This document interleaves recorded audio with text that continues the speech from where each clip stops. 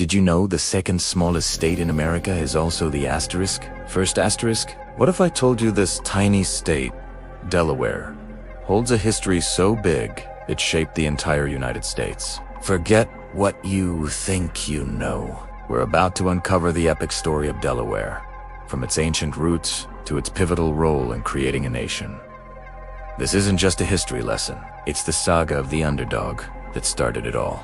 Long before any European ships dotted the horizon, the land we now call Delaware was home to vibrant and sophisticated Native American communities. For thousands of years, the Lenape, also known as the Delaware Indians, thrived here. They lived in harmony with the rich landscape, hunting in the dense forests, fishing in the bountiful rivers like the Delaware and Christina, and farming the fertile soil.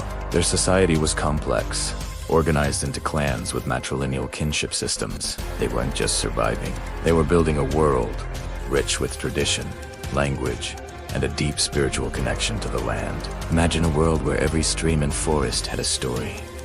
A world that was about to change forever with the arrival of newcomers from across the sea. This ancient chapter is the true foundation of Delaware's story, a testament to the people who first called this place home. The 17th century brought a new wave of people to Delaware's shores, each vying for a piece of this promising new world. It started in 1631 with the Dutch, who established a short-lived whaling post called Swandale near Modern-day-Loos. Tragically, misunderstandings led to conflict, and the settlement was destroyed. But the ambition for this land didn't die with it. In 1638, the Swedes and Finns arrived, sailing up the river to establish the colony of New Sweden, with Fort Christina as its heart, right in present-day Wilmington. For a brief, shining moment, they introduced log cabin construction to America, a legacy that endures to this day. But the Dutch, under the formidable Peter Stuyvesant, hadn't given up.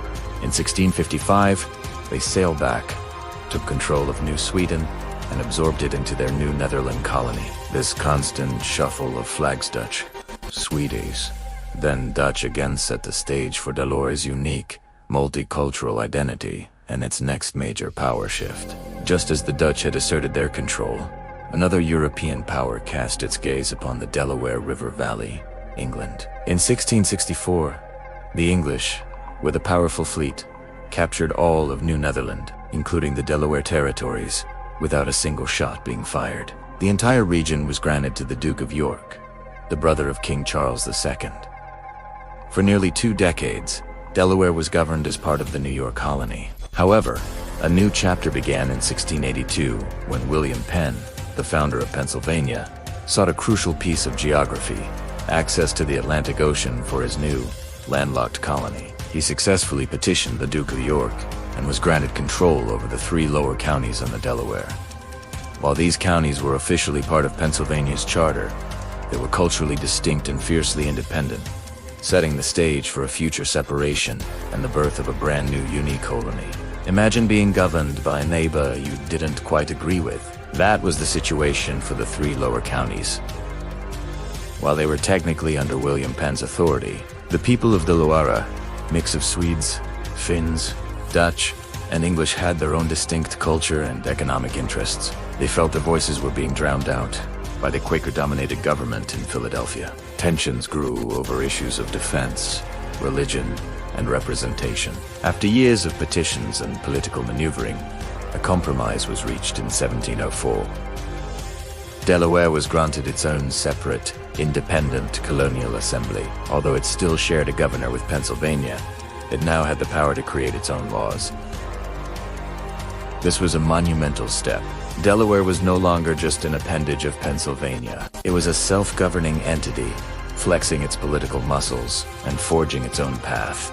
A path that would soon lead it to the forefront of a revolution. As whispers of revolution turned into shouts for independence, tiny Delaware stood tall among the 13 colonies. Delaware's delegates at the Second Continental Congress in Philadelphia faced a monumental decision.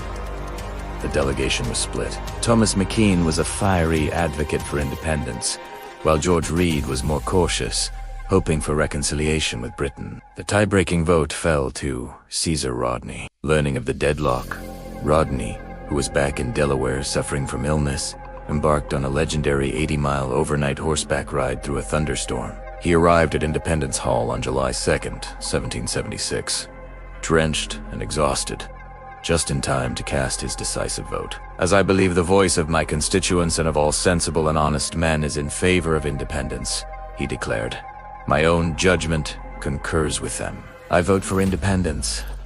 Rodney's dramatic ride broke the tie, ensuring Delaware's support and pushing the colonies closer to a unanimous declaration. Delaware didn't just vote for independence, its people bled for it. The soldiers of the Delaware Blues, officially the 1st Delaware Regiment, earned a reputation as some of the most disciplined and fiercest fighting units in the entire Continental Army. Commanded by Colonel John Haslett, these soldiers, in their distinctive blue coats, were often placed at the most critical points in battle. They fought with incredible bravery at the Battle of Long Island, holding the line against overwhelming odds to allow the main army to retreat. They crossed the frozen Delaware River with Washington for the surprise attack on Trenton, and endured the brutal winter at Valley Forge. Their numbers dwindled through battle and hardship, but their fighting spirit never broke. In 1780, at the disastrous Battle of Camden, the Delaware Regiment was nearly wiped out, but their valor became legendary. Delaware's contribution of soldiers was small in number, but mighty in impact, a testament to the state's unwavering commitment to the cause of liberty. The war was won, but the struggle to create a new nation had just begun. The first attempt at a government, the Articles of Confederation, proved too weak. A new framework was needed. In 1787, delegates gathered in Philadelphia to draft the United States Constitution. Delaware, ever mindful of its status as a small state, played a crucial role. Its delegates, including the brilliant John Dickinson, known as the penman of the Revolution, championed the Great Compromise. This brilliant solution created a two-house legislature. The House of Representatives, based on population, which pleased the large states, and the Senate, where each state had equal representation, protecting the influence of small states like Delaware. This compromise saved the convention and the future of the Republic. Having fought so hard to protect its voice, Delaware was eager to ratify the new document. On December 7, 1787, Delaware became the very first state to ratify the U.S. Constitution, earning its proud and enduring nickname. The first state, the 19th century saw Delaware transform from a primarily agricultural society into an industrial powerhouse, thanks in large part to one family, the DuPonts, fleeing the French Revolution. Eleuther René DuPont established a gunpowder mill on the banks of the Brandywine River in 1802. The DuPont de Nemours and Company quickly became the largest supplier of black powder in the country. The Brandywine Valley, with its reliable water power, became a hub of innovation. Mills that once ground grain were converted to produce textiles, paper, and of course, gunpowder. This industrial boom attracted immigrants, fueled the growth of cities like Wilmington, and created immense wealth. The DuPont family's influence extended beyond business, shaping Delaware's politics, philanthropy, and culture for generations to come. This era cemented Delaware's reputation as a center of industry and chemical innovation, a legacy that continues to define the state's economy today. Delaware's story is a powerful reminder that size has no bearing on impact. From its indigenous origins in the complex dance of colonial powers, to its pivotal role in declaring independence and shaping the Constitution, Delaware has always punched above its weight. It became the first state, not just by a quirk of the calendar, but through decisive action and a fierce defense of its principles. Its journey through industrialization, led by visionaries like the DuPonts, transformed it into a modern center of innovation. Today, Delaware is known as a corporate haven, but its true wealth lies in its rich, layered history. It's a story of resilience, courage, and the enduring belief that even the smallest voice can change the world. Thank you so much for joining me on this deep dive into the epic history of Delaware. If you enjoyed this journey, please hit that like button. Subscribe for more stories behind the states, and ring that notification bell so you never miss an upload. Let me know in the comments what piece of Delaware's history surprised you the most. Until next time, stay curious.